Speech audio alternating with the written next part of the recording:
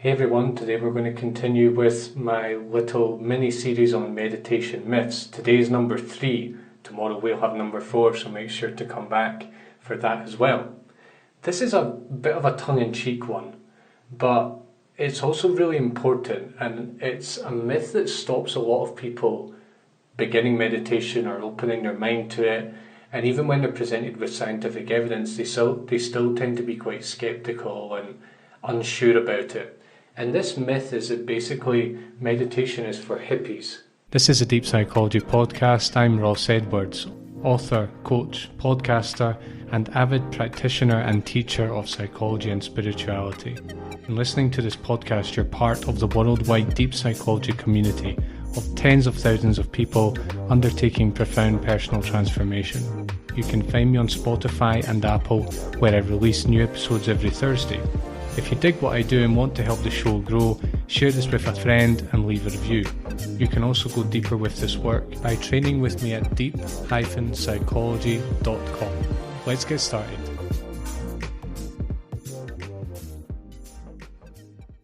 What do I mean by this? When you speak about meditation to people who've never tried it, people who don't really know much about it, they often have a negative reaction, and they often tend to assume that meditation is for people who are, sort of countercultural, interested in vegetarianism, veganism, sort of anti-government, anti-establishment, anti-capitalism. They don't like materialism, they live simply, they live minimalist lives, they're into peace and love and all the rest of it, right? And they often sort of throw you in with those people as well because of the association, right? And what happens is that their mind closes. Anything that you will say from then on, you're sort of fighting an uphill struggle because they have this assumption. And you might have this assumption as well, which is why I'm making this episode, to help you understand that it's not for hippies. I mean, it is, but it doesn't have to be. It's not just for hippies, right? So where does this myth come from? I think it basically comes from the fact that when Eastern practices like meditation and yoga came to the West in the 60s and 70s in quite a widespread way, the people who were practicing them were the younger generation, in particular those who were attracted to the counterculture of the time, the students that went out and protested and did sit-ins and did like peaceful demonstration, and they were taking acid, and it was like peace and love and all the rest of it. And these people were often openly interested in Eastern practices like yoga and meditation and chanting and whatnot. And they adopted those philosophies and sort of built their life around them. So that's the first exposure that we've had in the West to these things are through the hippies, right? So naturally they get associated with them. And listen, in a way it's kind of true, let's be honest. If you go to a yoga class, you go to a meditation class, nowadays, I'm talking, you're probably going to encounter people who are veering more towards hippies rather than being business people, right? Let's be honest about it. We all, if you've done any form of meditation or yoga, you'll know what I'm talking about, right? But I don't, if you don't identify with those people, I don't want this to discourage you and to think that, well, it must be a load of rubbish because these people they don't like science and they don't like rationale and they don't like reason and evidence. So this means meditation is a load of nonsense and I don't want to be associated with that culture. Well, not so fast, right? Because although even nowadays it's probably true that countercultural people are those that are more likely to practice these things, it doesn't mean that the practice itself isn't valuable, right? What I would say is it just simply doesn't appeal to people who are at lower stages of development. They're just not ready, their psyche is not ready, they're out doing other things, they've got other motivations, other values to fulfill, right? And actually there's a heap of scientific evidence behind meditation. A lot of it is unreliable, about 2/3 of it actually is unreliable, but about a third of it is like real hard-nosed scientific evidence that shows a lot of things about meditation that are quite remarkable. And it's now a clinical tool. Mindfulness especially is a clinical tool in countries across the world. So it's not just a load of nonsense, right? It's not just some hippie practice that people do because, it fits with their worldview. No, it's actually, the benefits are real and proven and all the rest of it. And this has been around for thousands of years. It goes way beyond the hippies. In the East, this goes back thousands of years, right? So from that point of view, it's not just for hippies, because clearly it's not all just made up, and it's not just like a weird hippie practice that has no actual solid evidence behind it. That is clearly not true. Second of all, there are plenty of people in the public eye who are certainly not hippies who practice meditation and publicly speak about it. A good example is Sam Harris, who's one of a public intellectual. If you don't know him, he's released several popular books and about atheism, rationality, religion. And also, about 10 years ago, he released a book called Spirituality Without Religion. And what he basically did in that book was he described his meditation training, and he described the amazing things it's done for his life and the experiences he's had from his meditation. Now, as a meditator, I'm not surprised by this at all, but in the context of our culture, it's actually quite a revolutionary work from someone who's so outspoken against fundamentalist religion, but coming out on the side of, let's say, practical religion or practical spirituality that involves training and practice, right? So, and if you want, I'm sure, I can't think of anyone off the top of my head right now, but if you type in public figures who practice meditation, or scientists who practice meditation, academics who practice meditation, you're going to find a whole slew of examples of people, and you'll be quite surprised how the scope of it. And finally, I think it's important to remember that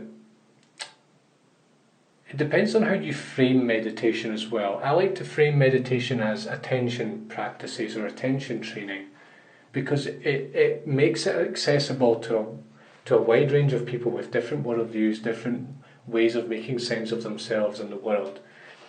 And ultimately that's what it is. I mean, we can put it in different packaging and terminology, but that's not as important as doing the work and of finding a practice and system that works for you. So it can be presented in hippie language, that is absolutely true, and in a hippie cultural context, but it doesn't have to be.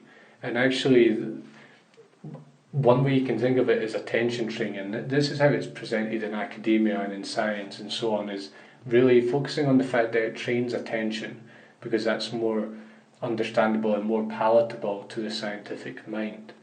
So the packaging plays a big role in this, but it doesn't mean that the packaging has to be that way. So if you don't like that hippie packaging, then don't use it, right? And find a system that describes it in a way that is palatable to you, right? I also just invite us to sort of look at our biases and our blind spots a little bit, because it's easy to look, to hear about meditation and say, oh, that's just for hippies. Right, well, first of all, question that, is it just for hippies? And I've explained there that it's really not. And also, question your bias against hippies. Why do you dislike them? What ideas have you been fed about them? And do you really know? I mean, listen, even if it is for hippies, so what? Does that mean that it's not powerful? Does that mean that it's not relevant? You might consider that actually hippies are in sort of ahead of the ball. They're much more aware of climate change than most of the modern world is. Their values are essentially about love and inclusion, although that's kind of debatable, but their values are ahead of most people in the world, and their sort of moral outlook. Their worldview is that we should look after the earth and respect it and respect nature. That's quite highly developed. And just look at your assumptions and your biases, and are you just adopting this idea of meditation is for hippies as a sort of self-defense or self-deception mechanism? It's hard to admit that, but if we jump to these sweeping statements, often it's because of a self-deception or self-defense mechanism, because we just want to brush the thing away from view. We don't really want to think carefully about it. But if we're interested in growing in psyche and spirit, which is what deep psychology is all about, we have to be willing to ask ourselves these questions. Why do I hold this opinion? And is it actually based on fact, or am I just making sweeping assumptions and generalizations? So what's the way around this myth? I would just say, if this myth is holding you back from trying out meditation or, reading about it or anything, engaging with it in some way, I would encourage you just to kind of let that go and just to dip your feet in and see, right? And you might discover that you don't have to give up your worldview, you don't have to become vegetarian, you don't have to give up your scientific perspective, you don't have to become a hippie, you don't need to wear Indian clothes, you don't need to become anti-capitalist, you don't need to give up your possessions and all the rest of it, you don't need to smoke weed. You don't need to do all those things. You can still practice meditation within your own framework, right? And ultimately, I think that's the important thing, is that we can make it meditation work for us. Give it a try. Find a system that works for you. Find a sort of terminology that works for you and go with it and just see. And you might discover that it's not for hippies at all. It's for everyone, if we are just willing to give it a try, right? Cool. So this one was a bit shorter today, but it's still a really important myth, and ultimately it blocks us from the deeper levels of meditation. Once we get into sort of 5 or 10 years of meditation practice, we're exposing ourselves to the deep end of the pool, and we're going to discover, it's going to help us discover things that are mind-blowing, and it goes way beyond, being a hippie and having certain beliefs and certain views about things. This is a powerful transformative practice, and we're really hamstringing ourselves if we do not engage with it seriously, because we have some underlying belief in this myth about it being just for hippies. Alright, thanks a lot everyone. Please remember to check out my September virtual training, psycho-spiritual training. We're not just meditating, we also do study, we expand our view of the world, we learn different theories and so on, just to give us a fuller understanding and fuller growth in psyche and spirit. Please subscribe, come back tomorrow for the final myth in this series, and a little secret announcement at the end here. In August I'm going to be doing 31 episodes in 31 days. There's 31 days in August, so I'm going to have a short episode every single day in August. So make sure to be on the ball with my episodes so that you're getting that. I'll have much more information about that before we reach Friday the 1st. Alright, thanks a lot everyone, and I will see you very soon. Thanks for listening. If you liked this episode, please leave a review and share with a friend. And if you'd like to go deeper, head to deep-psychology.com to join my training. Thanks for joining me, and I'll see you soon.